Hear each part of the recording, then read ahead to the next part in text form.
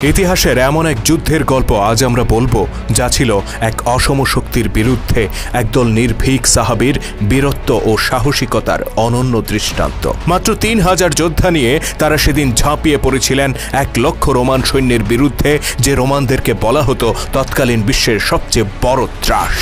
শুধু ১,০০,০০০ রোমান যোদ্ধা নয়, বরং মুসলিম বাহিনীকে প্রতিহত করতে সেদিন তাদের সাথে যুক্ত হয়েছিল আরো ১,০০,০০০ আরব খ্রিস্টান। গোটা বিশ্ববাসীকে হতবাক করে দিয়ে সেদিন শাহাদাতের তামান্নায় উজ্জীবিত ওই ৩,০০০ সাহাবী ঝাঁপিয়ে পড়েছিলেন এই অসম শক্তির উপর, আর সৃষ্টি করেছিলেন মানব ইতিহাসে এক বিস্ময়কর দৃষ্টান্ত। অষ্টম হিজরিতে জর্দানের মুতায় সংঘটিত এই যুদ্ধকে বলা হয় মুতার যুদ্ধ। এই যুদ্ধ ছিল ইসলামের একমাত্র যুদ্ধ যেখানে রাসূল সাল্লাল্লাহু আলাইহি সাল্লাম নির্ধারিত ৩ জন সামরিক কমান্ডারের প্রত্যেকে শহীদ হয়েছিলেন। তাদের প্রথমজন ছিলেন রাসূলের পালক পুত্র যায়েদ বিন হারিসা রাদিয়াল্লাহু তাআলা আনহু। দ্বিতীয়জন ছিলেন রাসূল সাল্লাল্লাহু আলাইহি সাল্লামের চাচাতো ভাই জাফর বিন আবু তালিব রাদিয়াল্লাহু তাআলা আনহু। আর তৃতীয়জন ছিলেন ইতিহাস বিখ্যাত সাহাবী আব্দুল্লাহ ইবনে রাওয়াহা রাদিয়াল্লাহু তাআলা আনহু। মুতা ছিল সেই রণক্ষেত্র যেখানে ইতিহাসের এক বিস্ময়কর সামরিক প্রতিভা হিসেবে আবির্ভূত হয়েছিলেন ইসলামের অজেয় সেনাপতি হযরত খালিদ বিন ওয়ালিদ রাদিয়াল্লাহু তাআলা আনহু। অসম শক্তির বিরুদ্ধে এই লড়াইয়ে মুসলিম বাহিনী যখন বিপর্যস্ত, একে একে ৩ জন কমান্ডারের মৃত্যুতে গোটা বাহিনী যখন দিশেহারা, তখন তাদের নেতৃত্বের ভার নিজের কাঁধে তুলে নেন আল ওয়ালিদের পুত্র খালিদ। তার অসাধারণ সামরিক প্রতিভার সামনে সেদিন দিশেহারা হয়ে পড়ে বিশাল রোমান বাহিনী, আর তছনছ হয়ে যায় তাদের গোটা অগ্রভাগ। সেদিন খালিদ যে রণকৌশল, বীরত্ব আর সাহসিকতার দৃষ্টান্ত স্থাপন করেছিলেন, তাতে মুগ্ধ হয়ে স্বয়ং আল্লাহর নবী তার উপাধি দেন সাইফুল্লাহ। সেই থেকে তিনি আল্লাহর তলোয়ার। রাসূল সাল্লাল্লাহু আলাইহি সাল্লাম এর জীবদ্দশায় তৎকালীন পৃথিবীর পরাশক্তি রোমান সেনাবাহিনীর বিরুদ্ধে মুসলিমদের পরিচালিত একমাত্র যুদ্ধ ছিল এই মুতার যুদ্ধ। উম্মতে মুহাম্মদের সেই বিস্ময়কর যুদ্ধযাত্রার আজকের পর্বে আপনাকে স্বাগতম।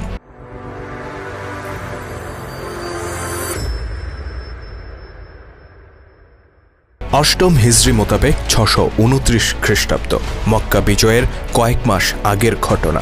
বদর, খন্দক আর খাইবার যুদ্ধে মুসলিম বাহিনীর বিজয়ের মধ্য দিয়ে আরব ভূমিতে নতুন শক্তি হিসেবে আবির্ভূত হয়েছে মদিনার ইসলাম। মধ্যপ্রাচ্যের বিভিন্ন এলাকার শাসকদের কাছে ইসলামের দাওয়াত দিয়ে দূত প্রেরণ করতে থাকেন আল্লাহ নবী হযরত মুহাম্মদ সাল্লাল্লাহু আলাইহি ওয়াসাল্লাম।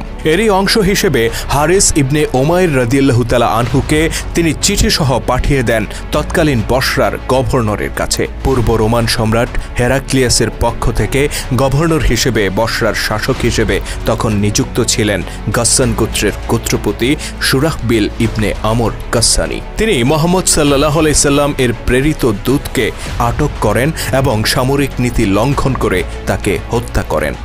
এই সংবাদ মদিনার ঘরে ঘরে দাবানলের মতো ছড়িয়ে পড়ে। ক্ষোভে ফুঁসে ওঠে গোটা মদিনার মানুষ। গাসসানীদের এই ঔদ্ধত্যের জবাব দিতে রাসূল সাল্লাল্লাহু আলাইহি সাল্লাম এর নির্দেশে দ্রুত গড়ে তোলা হয় বিশাল বাহিনী। মৃত্যুপণ করে সেই বাহিনীতে যোগ দেয় ৩,০০০ যোদ্ধা। খন্দকের যুদ্ধ ব্যতীত ইতোপূর্বে কখনো এত বড় সৈন্য সমাবেশ ঘটায়নি মদিনার মুসলিমরা। উক্ত বাহিনীর প্রথম কমান্ডার হিসেবে আল্লাহ নবী দায়িত্ব প্রদান করেন তার পালক পুত্র যায়েদ বিন হারিসা রাদিয়াল্লাহু তাআলা আনহুকে।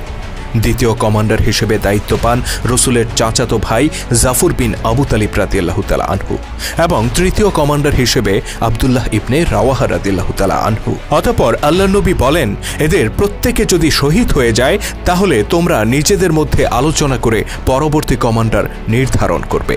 উক্ত বাহিনীতে প্রথমবারের মতো যোগদান করেন কোরাইশ বীর হযরত খালিদ বিন ওয়ালিদ রাদিয়াল্লাহু তাআলা আনহু। ইতিপূর্বে মক্কা ও মদিনার মধ্যে সংঘটিত প্রতিটি যুদ্ধে তিনি ইসলামের বিরুদ্ধে অস্ত্র ধারণ করেছিলেন। মুতার যুদ্ধের মাত্র ৩ মাস আগে তিনি আল্লাহ নবীর প্রতি ঈমান আনেন এবং ইসলাম ধর্মে দীক্ষিত হন। সেদিন খালিদ যখন একজন সাধারণ সেনা হিসেবে যুদ্ধের উদ্দেশ্যে রওনা হয়েছিলেন, কেউ জানত না ইসলামের ছায়াতলে নিজের এই প্রথম যুদ্ধেই কাণ্ডারী হিসেবে আবির্ভূত হবেন এই অকুতোভয় বীর যোদ্ধা। উক্ত বাহিনী বসরা অভিমুখে অগ্রসর হয়ে জর্দানের সীমান্ত এলাকায় অবস্থান নেয়। এই পর্যন্ত মুসলিম বাহিনী জানত তারা গাসসানীদের বিরুদ্ধে যুদ্ধ করতে করতে যাচ্ছে। কিন্তু গুপ্তচর সংবাদ নিয়ে আসে গাসসান গোত্রকে রক্ষা করতে যুদ্ধের পূর্ণ প্রস্তুতি নিয়ে অপেক্ষা করছে 1,00,000 রোমান সেনা। তাছাড়া এই রোমানদের পতাকা তলে জড়ো হয়েছে বিভিন্ন গোত্রের আরো 1,00,000 আরব খ্রিস্টান। মুসলিম বাহিনীর কাছে এই সংবাদ ছিল বিনা মেঘে বজ্রপাতের মতো। মাত্র 3,000 যোদ্ধা নিয়ে 2,00,000 শত্রুর মুখোমুখি হওয়া কতটা বাস্তবসম্মত হবে তা নিয়ে উদ্বিগ্ন হয়ে পড়েন তারা। বিস্মিত ও চিন্তিত মুসলিমরা 2 রাত পর্যন্ত পরামর্শ করেন, কিন্তু কোনো সমাধানে আসতে পারেন না। তাদের কেউ কেউ অভিমত ব্যক্ত করেন রাসূল সাল্লাল্লাহু আলাইহি ওয়াসাল্লামকে চিঠি দিয়ে উদ্ভূত পরিস্থিতি সম্পর্কে অবহিত করা হোক। তিনি হয়তো বাড়তি সৈন্য পাঠাবেন কিংবা অন্য কোনো নির্দেশ দিবেন। এই দুদুল্যমান অবস্থায় এগিয়ে আসেন হযরত আব্দুল্লাহ ইবনে রাওয়াহা রাদিয়াল্লাহু তাআলা আনহু, যাকে উক্ত বাহিনীর 3য় কমান্ডার হিসেবে দায়িত্ব দিয়েছেন আল্লাহর নবী। তিনি এগিয়ে এসে দৃঢ়তার সাথে বলেন, হে মুসলিমরা, আজ তোমাদের কি হয়েছে? তোমরা কি সেই শাহাদাতকে এড়িয়ে যেতে চাচ্ছ যে শাহাদাতের আকাঙ্ক্ষা নিয়ে তোমরা রওনা হয়েছিলে? আল্লাহর কসম, যুদ্ধে জয় পরাজয়ের মাপকাঠি কখনো এই হতে পারে না যে শত্রু আমাদের তুলনায় কত গুণ শক্তিশালী।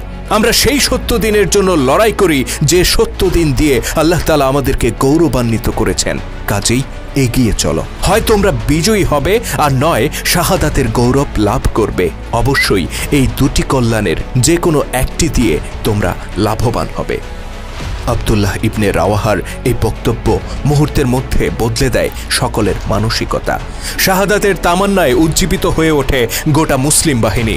সমস্ত সংশয় ছেড়ে ফেলে তারা এগিয়ে চলেন সম্মুখ পানে। অতঃপর জর্দানের মুতা নামক স্থানে রোমান সম্রাট হেরাক্লিয়াসের প্রেরিত বিশাল বাহিনীর মুখোমুখি হন আল্লাহর সত্য দিনের জন্য জীবন উৎসর্গ করতে আসা এই 3,000 মর্দে মুজাহিদ। 8ম হিজরি মোতাবেক 629 খ্রিস্টাব্দের সেপ্টেম্বর মাসের কোনো এক দিবসে তুমুল সংঘর্ষে জড়িয়ে পড়ে 2 বাহিনী। 2 অসম প্রতিপক্ষের এই লড়াই ছিল মানবজাতির ইতিহাসে এক বিস্ময়কর ঘটনা। ক্ষুদ্র বাহিনীটি মুসলিম ছিল বলেই সম্ভব হয়েছিল এমন দুঃসাহসী পদক্ষেপ নেয়া। তাদের সামনে ফিরে যাওয়ার পথ খোলা ছিল, কিন্তু নিরাপদ এই প্রস্থানের পথ বেছে না নিয়ে তারা বরং তৎকালীন বিশ্বের সবচেয়ে শক্তিশালী সেনাবাহিনীর বিরুদ্ধে ঝাঁপিয়ে পড়েছিলেন আর প্রমাণ করেছিলেন উম্মতে মুহাম্মদী মৃত্যুর পরোয়া করে না। তবে যুদ্ধ যতটা আবেগের, ঠিক ততটাই বাস্তবের। এই অসম লড়াইয়ে মুসলিম বাহিনী ইমানি শক্তিতে যতটা এগিয়ে ছিল, শত্রু বাহিনীও শক্তি ও সংখ্যায় ঠিক ততটা এগিয়ে ছিল।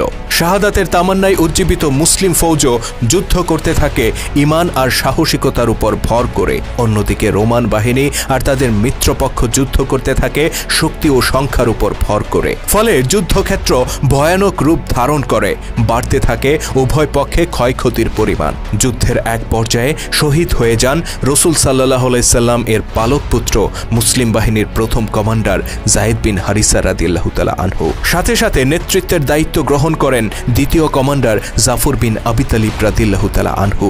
তিনিও প্রবল পরাক্রমের সাথে যুদ্ধ করতে থাকেন আর এক পর্যায়ে শত্রুর আঘাতে জর্জরিত হয়ে শাহাদাতের কোলে ঢলে পড়েন।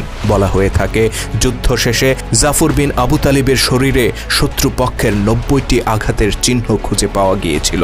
জাফর বিন আবু তালিবের শাহাদাতের পর মুসলিম বাহিনীকে নেতৃত্ব দেন 3য় কমান্ডার আব্দুল্লাহ ইবনে রাওয়াহা রাদিয়াল্লাহু তাআলা আনহু। প্রতিপক্ষের একের পর এক আঘাতে এক পর্যায়ে তিনিও মাটিতে লুটিয়ে পড়েন আর পান করেন সেই শাহাদাতের অমীয় সুধা, যার প্রবল আকাঙ্ক্ষা নিয়ে তিনি এই ময়দানে ছুটে এসেছিলেন। 3য় কমান্ডারের শাহাদাত বরণের মধ্য দিয়ে মুসলিম বাহিনীতে সৃষ্টি হয় নেতৃত্বের শূন্যতা। এই শূন্যতা মুসলিম বাহিনীকে দাঁড় করিয়ে দেয় খাদের কিনারায়। পরিস্থিতি হয়ে ওঠে ভয়াবহ। আর এই প্রতিকূল পরিস্থিতিতে মুসলিম বাহিনীর পতাকা হাতে তুলে নেন বিশিষ্ট সাহাবী সাবিত বিন আরকাম রাদিয়াল্লাহু তাআলা আনহু। অতঃপর সেই পতাকা তিনি এগিয়ে দেন খালিদ বিন ওয়ালিদের দিকে আর বলেন, আজকের এই ময়দানে আমাদেরকে নেতৃত্ব দিতে আপনার চেয়ে যোগ্য কোনো যোদ্ধা নেই, সুতরাং নিজের হাতে পতাকা তুলে নিন আর নেতৃত্বের দায়িত্ব গ্রহণ করুন। নিরুপায় হয়ে মুসলিম ফৌজকে নেতৃত্ব দেওয়ার গুরু দায়িত্ব নিজের কাঁধে তুলে নেন খালিদ বিন ওয়ালিদ রাদিয়াল্লাহু তাআলা আনহু। যদিও মাত্র 3 মাস আগে তিনি ইসলাম গ্রহণ করেছিলেন। নতুন কমান্ডার দায়িত্ব নেয়ার পর বদলে যায় যুদ্ধের দৃশ্যপট। গোটা বাহিনীকে নিজের মতো করে ঢেলে সাজান খালিদ বিন ওয়ালিদ। পূর্ববর্তী কমান্ডাররা যুদ্ধ করেছিলেন সাহসিকতা আর ইমানের শক্তিতে, খালিদ তার সাথে যুক্ত করেন রণকৌশল আর ক্ষিপ্রতা। নিজের বাহিনীকে তিনি শত্রু বাহিনীর সমান্তরালে পুরো যুদ্ধক্ষেত্র জুড়ে ছড়িয়ে দেন, যেন পেছন থেকে কিংবা পার্শ্বদেশ থেকে রোমানরা কোনো মুসলিম যোদ্ধাকে ঘিরে ফেলতে না পারে। অতঃপর 3000 রণক্লান্ত যোদ্ধাকে নিয়ে তিনি সিংহের মতো ঝাঁপিয়ে পড়েন 2 লক্ষ শত্রু সেনার উপর। গোটা অগ্রভাগ জুড়ে ছড়িয়ে পড়ে মুসলিম বাহিনী আর রচনা করে প্রচণ্ড আক্রমণ। পরাজয়ের দ্বার প্রান্তে থাকা মুসলিম বাহিনীর এই আক্রমণের তীব্রতায় হতচকিত হয়ে পড়ে শত্রুপক্ষ। তারা বুঝতেই পারে না হঠাৎ মুসলিম বাহিনী এতটা আক্রমণাত্মক হয়ে উঠেছে কিসের শক্তিতে। তাদের এই বিস্ময়ের ঘোর কেটে ওঠার আগেই যুদ্ধক্ষেত্রের পরিস্থিতি বদলে যায়। খালিদ বিন ওয়ালিদের আক্রমণ এতটাই প্রচণ্ড ছিল যে আঘাতের ধকল সহ্য করতে না পেরে তার হাতে থাকা তলোয়ারটি ভেঙে যায়। তিনি আরেকটি তলোয়ার হাতে তুলে নেন আর একই ক্ষিপ্রতায় শত্রুর উপর আঘাত করেন। দ্বিতীয় তলোয়ারটিও ভেঙে যায়, তিনি আরেকটি তলোয়ার হাতে তুলে নেন। এভাবে তার হাতে ভেঙে পড়ে একে একে 9টি তলোয়ার, আর প্রতিটি তলোয়ারের নিচে বলি হয় অসংখ্য রোমান যোদ্ধা।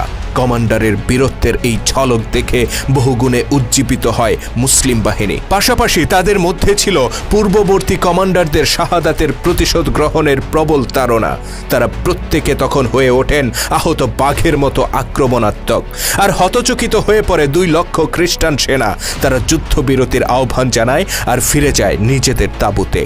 ক্ষণিকের জন্য স্বস্তির নিঃশ্বাস নেমে আসে মুসলিম শিবিরে। 2 লাখ অমুসলিম সৈন্যের বিপরীতে মাত্র 3000 মুসলিম সেনার টিকে থাকা ছিল এক বিস্ময়কর ঘটনা। এই যুদ্ধে খালিদ বিন ওয়ালিদ রাদিয়াল্লাহু তাআলা আনহু যে বীরত্বের পরিচয় দিয়েছিলেন, ইতিহাসে তার কোনো তুলনা খুঁজে পাওয়া যায় না। মুতার যুদ্ধে 3 জন কমান্ডার সহ 12 জন মুসলিম শহীদ হয়েছিলেন। অন্যদিকে রোমান বাহিনীতে হতাহতের পরিমাণ ছিল বহুগুণ বেশি, তথাপি তারা ছিল সংখ্যায় অগণিত। যদিও সাহাবীদের প্রত্যেকে জীবন দিতে প্রস্তুত ছিলেন, কিন্তু তারা উপলব্ধি করেন কোনো কিছুর বিনিময়ে এই যুদ্ধে বিজয় অর্জন সম্ভব নয়। সার্বিক পরিস্থিতি বিবেচনা করে পরবর্তী দিনে নতুন করে যুদ্ধে না জড়িয়ে বরং তারা মদিনার পথে ফিরতি যাত্রা করেন। যদিও তারা জানতেন না যুদ্ধ অমীমাংসিত রেখে তাদের এই প্রত্যাবর্তনকে কিভাবে গ্রহণ করবেন আল্লাহর নবী। খালিদের বাহিনী যখন মদিনার প্রবেশ পথে, তখন তাদেরকে তিরস্কার করতে শুরু করে অপেক্ষমান জনতা। তারা ধিক্কারের সাথে বলে, আল্লাহর পথ থেকে তোমরা পালিয়ে এসেছ। কিন্তু নবী মুহাম্মদ সাল্লাল্লাহু আলাইহি সাল্লাম উত্তেজিত জনতাকে নিবৃত্ত করে বলেন, তারা পালিয়ে আসেনি। আল্লাহর ইচ্ছা হলে তারা আবার সেখানে যাবে। খালিদ বিন ওয়ালিদের কাঁধে হাত রেখে তিনি বলেন, হে সুলাইমানের পিতা, আজ যে বীরত্ব তুমি দেখিয়েছ তার অধিক আর কারো পক্ষে সম্ভব নয়।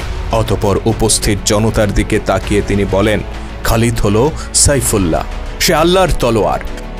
মুতার যুদ্ধ ছিল এক অমীমাংসিত যুদ্ধ, কিন্তু এর ফলাফল ছিল সুদূর প্রসারী। এই যুদ্ধের ফলে মুসলিমদের বীরত্বের খ্যাতি আরবের সীমানা ছাড়িয়ে দূর দূরান্তে ছড়িয়ে পড়ে। মনে রাখতে হবে, তখন পর্যন্ত মুসলিমরা ছিল তৎকালীন পৃথিবীর সবচেয়ে পশ্চাৎপদ জাতি, আরবের এক নতুন উদীয়মান শক্তি, যারা তখনও মদিনার সীমানা পেরিয়ে খুব বেশি দূর নিজেদের প্রভাব বিস্তার করতে পারেননি। অন্যদিকে রোমানরা ছিল তৎকালীন পৃথিবীর 2 পরাশক্তির একটি। শত শত বছর ধরে মধ্যপ্রাচ্য সহ পৃথিবীর এক বিরাট অঞ্চল তারা শাসন করে এসেছে। তাদের বিরুদ্ধে অস্ত্র ধারণ তো দূরের কথা, তাদের চোখে চোখ রেখে কথা বলতেও ভয় পেত আরবরা। সেই রোমানদের বিশাল সেনাবাহিনীর বিরুদ্ধে অস্ত্র ধারণ করেছে মদিনাবাসী, তাও মাত্র 3000 যোদ্ধা নিয়ে। এই ঘটনা ছিল আরবের ইতিহাসে একেবারে নজিরবিহীন। অবিশ্বাস্য এই ঘটনায় হতবাক হয়ে পড়ে গোটা আরব বিশ্ব। তাদের চিন্তার জগতে সৃষ্টি হয় ব্যাপক আলোড়ন। তারা উপলব্ধি করে ইতিপূর্বে পরিচিত সকল শক্তির চেয়ে মুসলিমরা সম্পূর্ণ আলাদা। তাদের নেতা মুহাম্মদ সাল্লাল্লাহু আলাইহি সাল্লাম নিঃসন্দেহে আল্লাহর প্রেরিত রাসূল। এ কারণেই দেখা যায় মুসলিমদের চিরশত্রু, জেদি আর অহংকারী হিসেবে পরিচিত বেশ কয়েকটি গোত্র মুতার যুদ্ধের পর ইসলামের ছায়াতলে আশ্রয় গ্রহণ করে। তাদের মধ্যে উল্লেখযোগ্য ছিল বনু সালিম, আশজা, গাতাফান, জিবান ও ফাজারাহ। তদুপরি পরবর্তীতে খোলাফায়ে রাশিদিনের আমলে পারস্য ও রোমান সাম্রাজ্যের বিরুদ্ধে মুসলিম বাহিনীর পরিচালিত সফল অভিযানের অনুপ্রেরণা ছিল এই অমীমাংসিত মুতার যুদ্ধ। ইসলামের গৌরবময় ইতিহাস নিয়ে নির্মিত ভিডিও চিত্র আমরা ধারাবাহিকভাবে তুলে ধরছি আমাদের চ্যানেলে। আপনি যদি নতুন হয়ে থাকেন তাহলে চ্যানেলটিতে সাবস্ক্রাইব করার অনুরোধ রইল। আর আজকের ভিডিওটি কেমন ছিল কমেন্ট করে জানাতে ভুলবেন না। যদি ভালো লেগে থাকে তাহলে অবশ্যই লাইক ও শেয়ার করে ছড়িয়ে দেওয়ার অনুরোধ রইল। আল্লাহ হাফেজ।